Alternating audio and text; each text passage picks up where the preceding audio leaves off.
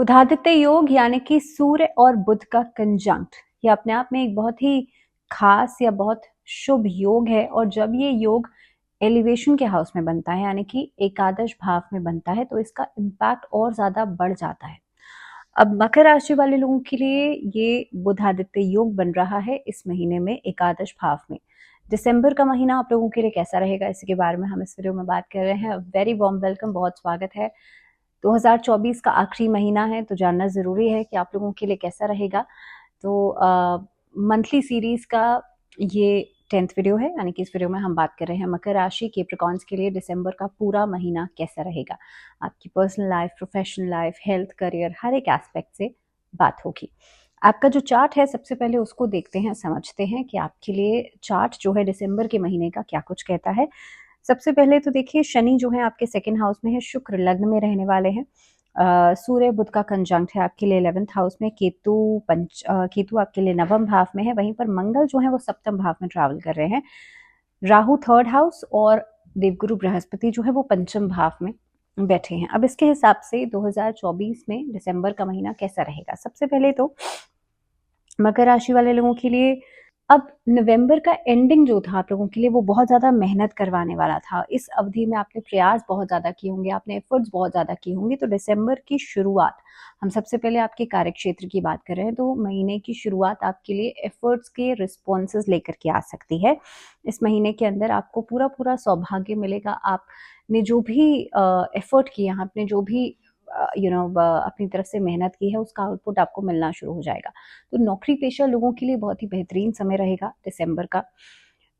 इस अवधि के अंदर आप लोग देखेंगे, जो लोग किसी नए काम की शुरुआत करना चाहते हैं, नई नौकरी की शुरुआत करना चाहते हैं, आप लोगों के लिए first 15 days will be very beneficial, या बहुत ज़्यादा बहुत सिग्निफिकेंट रहेंगे आपके कामकाज के हिसाब से। दूसरी बात, अब क्योंकि सूर्य और बुध दोनों ही आपके 11th हाउस में बैठे हैं, सेकेंड ये आप देख रहे हैं कि आपके 10th के जो लॉर्ड हैं वो बैठे हैं लग्न में। तो जो लोग ग्लैमर की दुनिया से जुड़े हुए हैं या नेम फेम के ऊपर काम करते हैं, आप लोगों को इस महीने में बहुत हद तक प्रॉफिट्स मिलेंगे। इस महीने के अंदर आपका जो वर्चस्व है वो बढ़ेगा, आपका फेम बढ़ेगा। तो जो लोग ऑनलाइन काम करते हैं या इस तरह का काम करते हैं कि क्रिएटिव फील्ड से जुड़े हुए हैं, उन लोगों के लिए ये महीने के फर्स्ट 15 डेज जो रहेंगे वो बहुत ऑस्पिशियस रहने वाले हैं। इसके अलावा अगर व्यवसाय की बात की जाए तो व्यवसाय में खुद का कोई कारोबार शुरू करना वो अच्छा रहेगा। फीमेल्स के लिए आप लोग, जो लोग इंडिपेंडेंट फीमेल्स हैं या those who are in the process of those who want to get independent, खुद से अपना कोई नया काम शुरू करना चाहते हैं, उन लोगों के लिए महीना बहुत बढ़िया रहेगा। क्योंकि आप देखेंगे, चंद्र राशि से तो हम देख ही रहे हैं, लेकिन शुक्र जो है वो आपके लग्न में बैठे हैं और 10th हाउस के लॉर्ड हैं शुक्र। तो ये महीना फीमेल्स के लिए, जो कि खुद से आगे बढ़ चढ़कर काम करना चाहती हैं, उनके लिए बहुत बढ़िया रहेगा। अपना कोई बिजनेस स्टार्ट करना चाहते हैं, आप लोगों के लिए बहुत रहेगा, बहुत अच्छा रहेगा।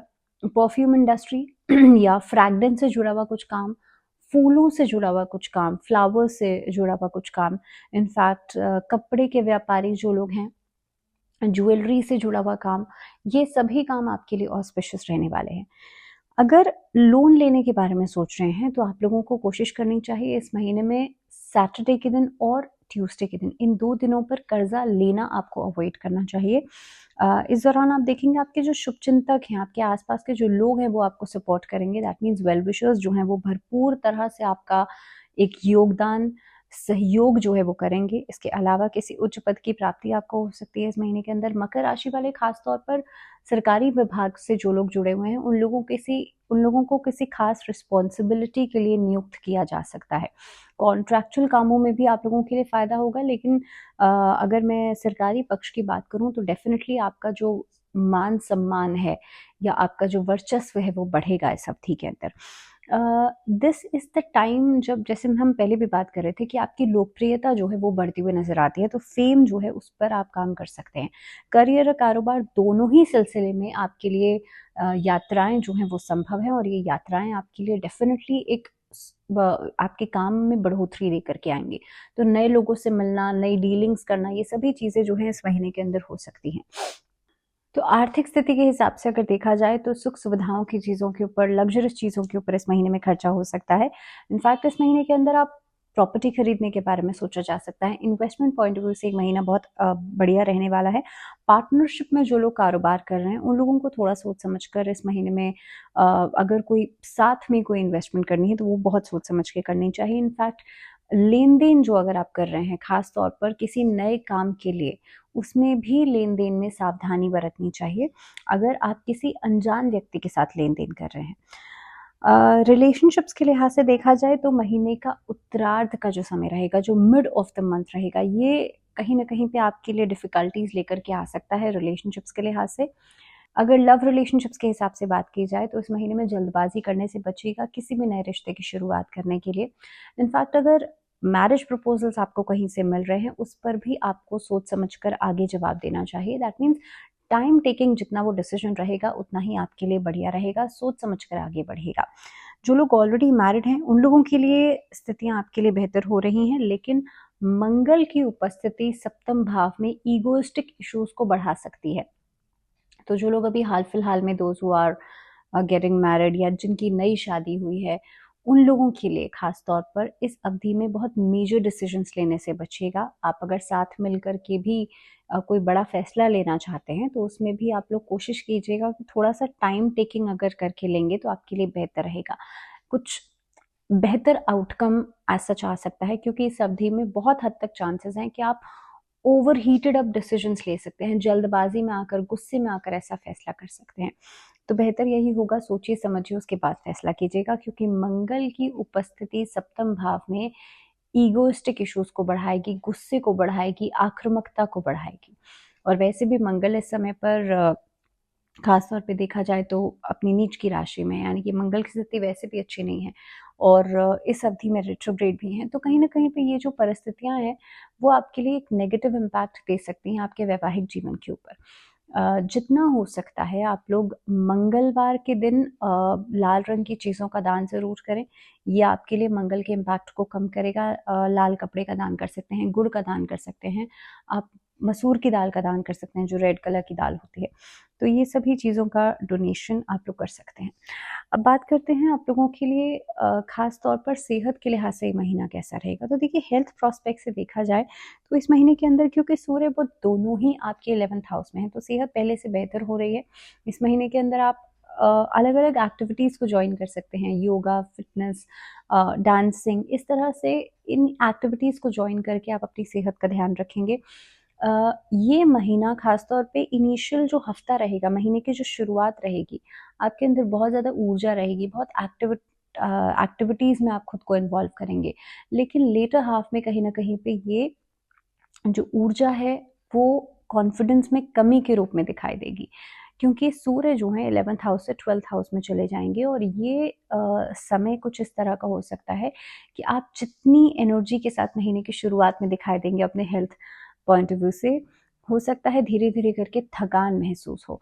तो इस एनर्जी को बरकरार रखने के लिए आपको सिर्फ इतना करना है कि सूर्य को नियमित रूप से जल जरूर दीजिएगा, आदित्य हृदय स्तोत्र का पाठ जरूर कीजिएगा। मान लीजिए आप आदित्य हृदय स्तोत्र नहीं पढ़ सकते हैं तो सुन लीजिए एटलीस्ट, या फिर आप ओम आदित्याय नमः इस मंत्र का चांट कर लेना भी आपके लिए अच्छा रहेगा। मान लीजिए ये भी नहीं कर सकते आप लोग, तो सिर्फ और सिर्फ लाल तिलक, जो रोली होती है, जो लाल चंदन होता है, उससे अपने माथे पर लाल चंदन से तिलक लगा लीजिए, या फिर अपने जो आपका वर्किंग हैंड है जिससे आप लिखते हैं उस पर आप लाल कलावा मौली कुछ भी बांध सकते हैं और उसे हर संडे संडे आप चेंज कीजिएगा।